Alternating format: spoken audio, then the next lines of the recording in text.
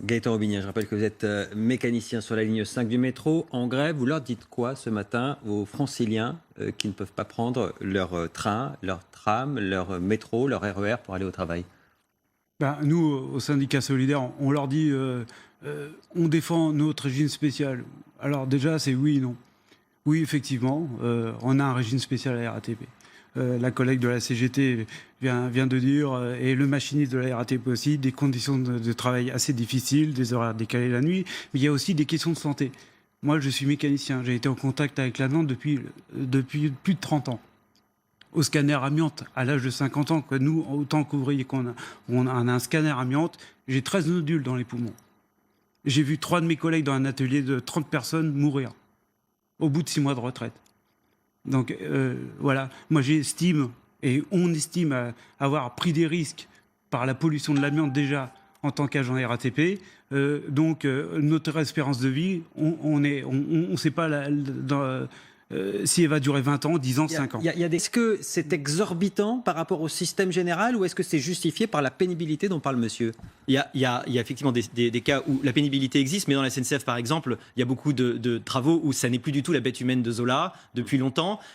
On a ici un système qui est généralement beaucoup plus généreux sur la durée, sur le taux de remplacement, sur les pensions de reversion et sur les avantages familiaux.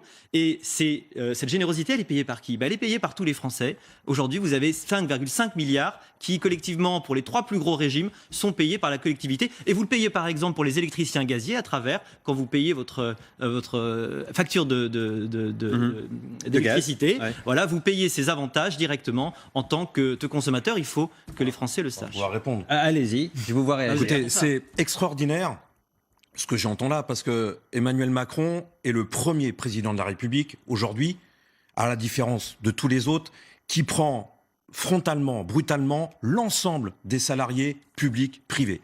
Il dit maintenant c'est fini. Je vais mettre tout le monde dans un régime spécial de misère. C'est quoi? C'est un régime universel. Pas spécial, un régime justement. Universel de misère. De misère, pourquoi de misère? Parce que en augmentant la durée de cotisation, ça veut dire qu'on va travailler plus, en prenant en compte l'ensemble de la carrière, y compris ceux du privé. Moi, je suis calculé sur une pension, sur une carrière de 25 meilleures années.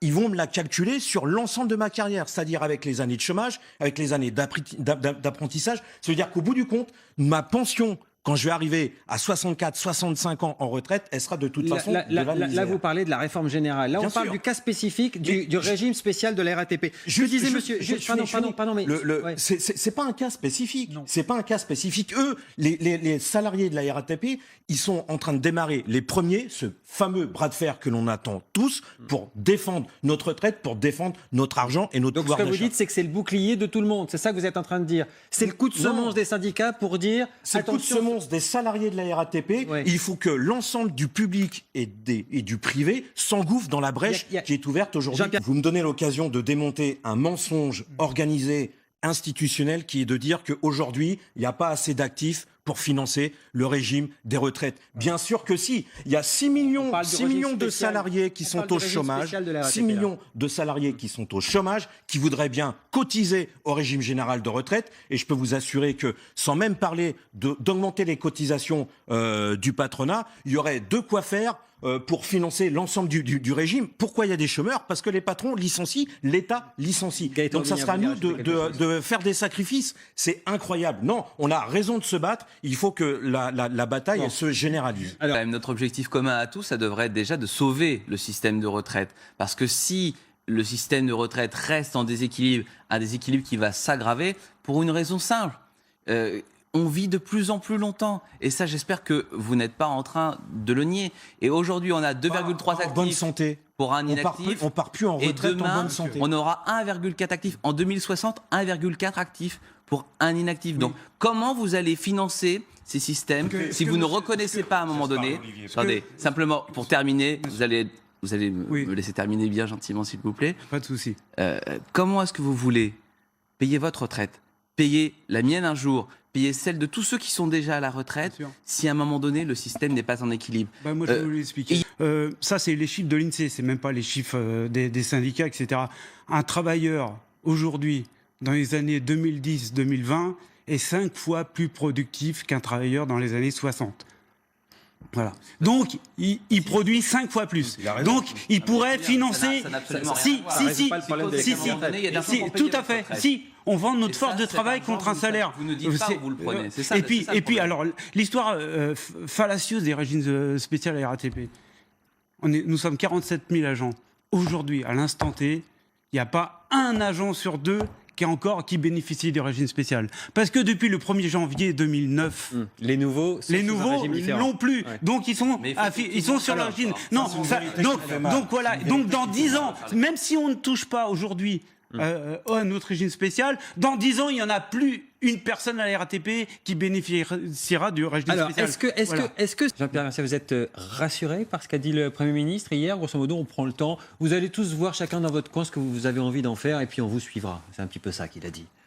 C'est pas un problème d'être rassuré ou pas. Moi, j'ai pas été inquiet de toute façon. Je suis déterminé. Je suis très conscient que de toute façon, Emmanuel Macron veut casser l'ensemble des régimes de retraite pour l'ensemble des salariés du privé et du public, sans exception.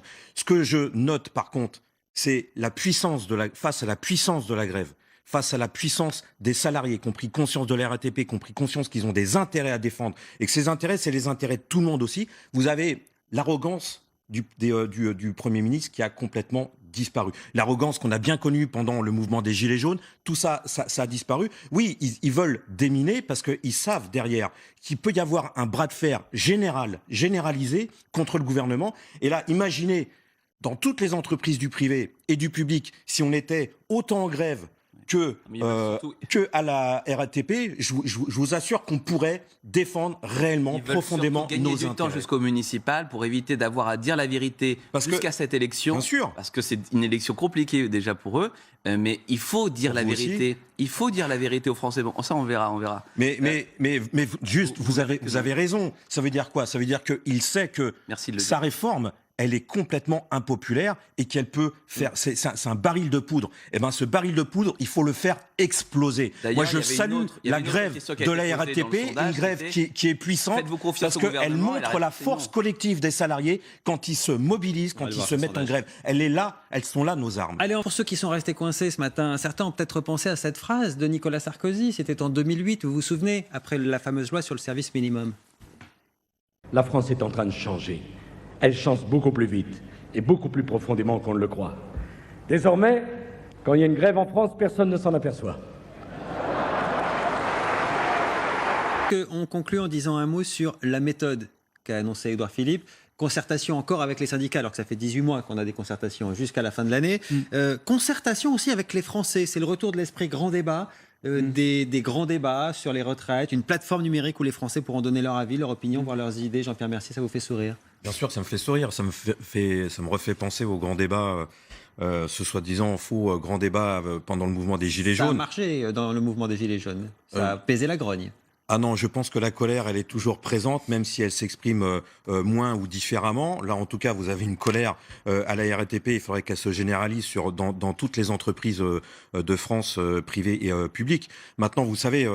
c'est vrai qu'il y a un gros problème pour Emmanuel Macron avec les municipales parce que encore une fois, il sait que cette réforme, elle peut mettre le feu aux poudres. Et elle est extrêmement impopulaire parce que c'est attaquer l'ensemble des salariés, à la fois pour les faire travailler plus longtemps et pour qu'ils aient une pension de misère à la fin. Et donc, oui, pour l'ensemble des salariés, il va falloir qu'ils prennent conscience. Là, moi, j'appelle tous les usagers aujourd'hui, dont la journée peut être compliquée, à prendre conscience qu'ils ont aussi leur intérêt à défendre la retraite et à s'attaquer au gouvernement.